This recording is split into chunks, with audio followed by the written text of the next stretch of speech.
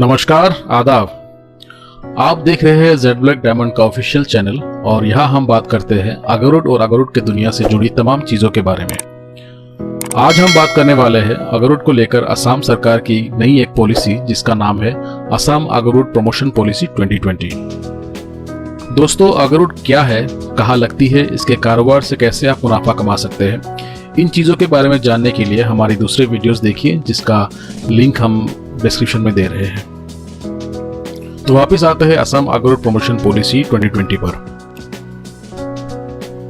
अक्टूबर 2020 में असम के पूर्व मुख्यमंत्री श्री सर्बानंद सोनोवाल ने गोलाघाट में असम अगर इंटरनेशनल ट्रेड सेंटर की आधारशिला रखी, जो कि पूरे भारत में एक पायनियरिंग कदम है।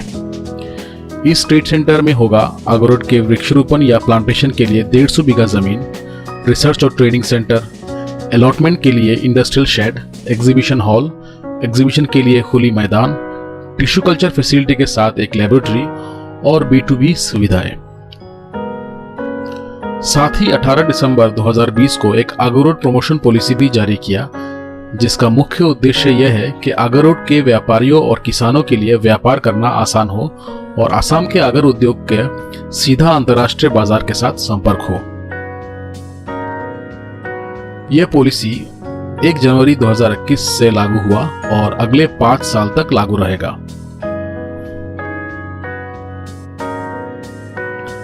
तो सबसे पहला पॉइंट है अगरुड का इंट्रोडक्शन, जिसमें अगरुड के अलग अलग नाम, इतिहास, मार्केट, डिमांड्स वगैरह के बारे में लिखा है।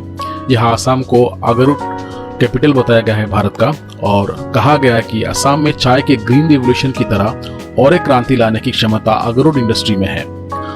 अगला पॉइंट इस पॉलिसी का ऑब्जेक्टिव्स यानी इस पॉलिसी के उद्देश्य के बारे में बताया गया है और इस पॉलिसी का उद्देश्य है अगरुड कल्टीवेशन, हार्वेस्टिंग, प्रोसेसिंग, ट्रांजिट और ट्रेड का धारणीय उपयोग, इंडिया और अंतर्राष्ट्रीय बाजारों में सेल्स का बढ़ाना, ट्रेनिंग, किसानों के लिए लोन्स, सब्सिडीज और अन्य आर्थिक सहायता, रिसर्च एंड डेवलपमेंट और मौजूदा बाजार को नियमित करना।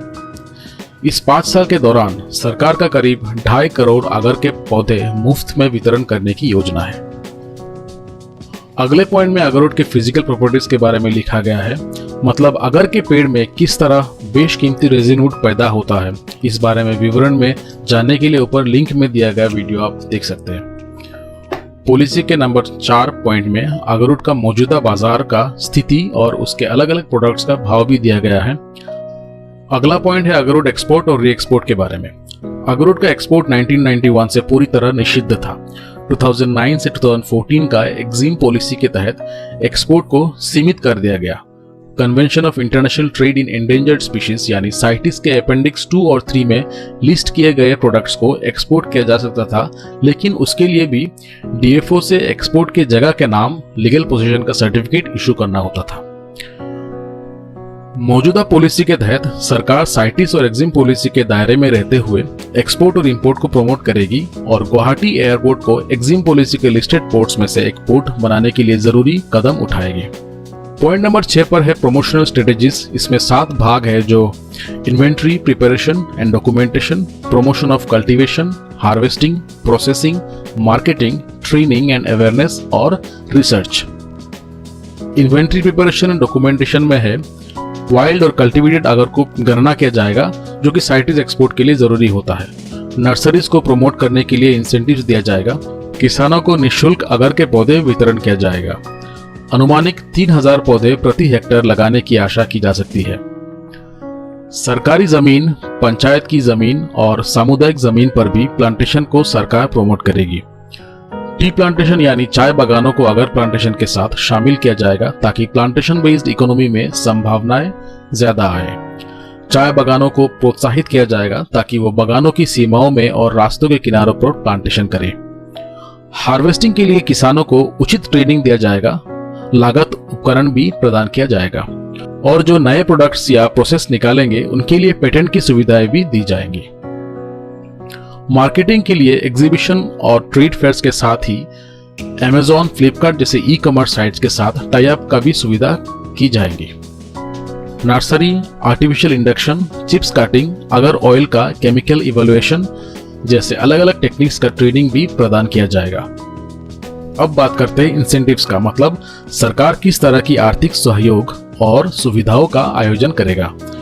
पहले तो 1 हेक्टेयर की नर्सरी के लिए 16 लाख और आधा हेक्टेयर के लिए 10 लाख रुपए अलॉट किया जाएगा, जिसका 100% गवर्नमेंट संस्थाओं को मिलेगा और 50% निजी संस्थाओं को मिलेगा। प्रति परिवार को 10 पौधे निःशुल्क प्रदान किया जाएगा और जिनको कमर्शियल प्लांटेशन करनी है उनको प्रति हेक्टेयर 1 लाख रुपए दिए जाएंगे, जो 50, 30 और 20 की रेशियो में दिया जाएगा। चाय बागानों में खेती के लिए प्रति 3000 पौधों के लिए 1 लाख रुपए दिए जाएंगे। अब आते हैं एक अहम मुद्दे पर, जो है आर्टिफिशियल इंडक्शन या इनोकुलेशन। क्योंकि आजकल इनोकुलेशन पर बहुत ध्यान दिया जा रहा है, इसलिए सरकार ने भी इस सेक्टर पर काफी प्रोत्साहन राशि या इंसेंटिव्स देने की योजना की है।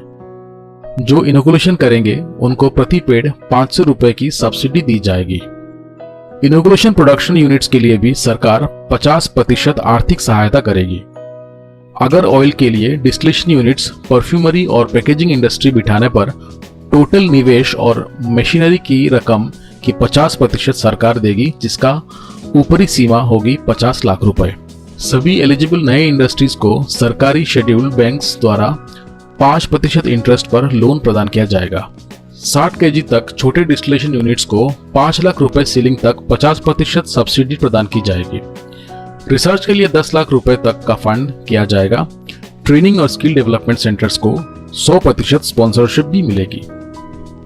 राष्ट्रीय और अंतर्राष्ट्रीय ट्रेड फेयर्स और एग्जीबिशन में भाग लेने के लिए 5 लाख तक का फंड प्रदान किया जाएगा सरकार की तरफ से, और ऑनलाइन पोर्टल्स डेवलप करने के लिए 50% सब्सिडी भी मिल सकती है। तो यह था असम अगरुट प्रमोशन पॉलिसी 2020 का एक सारांश, और डिटेल्स में जानने के लिए नीचे डिस्क्रिप्शन में डॉक्यूमेंट का लिंक दिया गया है, आप आसानी से जिसे पढ़ सकते हैं।